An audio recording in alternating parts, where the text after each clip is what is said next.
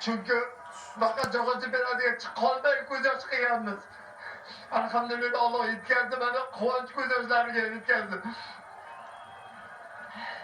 O'ylaymanki biz haqli edik bunga erishishga. Bu faqat bizlarda futbolchilarda yutuq emas. Biz harakat qildik, biz o'zimizning qo'limizdan kelgan amalni qildik. Alloh bizga shuni nasib qildi. Bu butun o'zbek futbol muxlislarining bayrami. Mana shunday ulug' kunda bizni duo qilib, qo'llab-quvvatlab, bizga uzoqdan bo'lsa ham mana shu hajlarda, uzoqdan bo'lsa ham davlatimiz rahbari, o'zimiz ahli ilmlar hammasi duo qilishdi.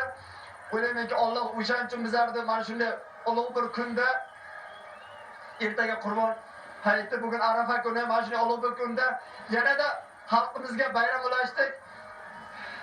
O'ylaymanki biz buni mana siz aytganingizdek 34 yil kutdik. Alhamdulillah Alloh yetkazdi. Allohga behisob shukr.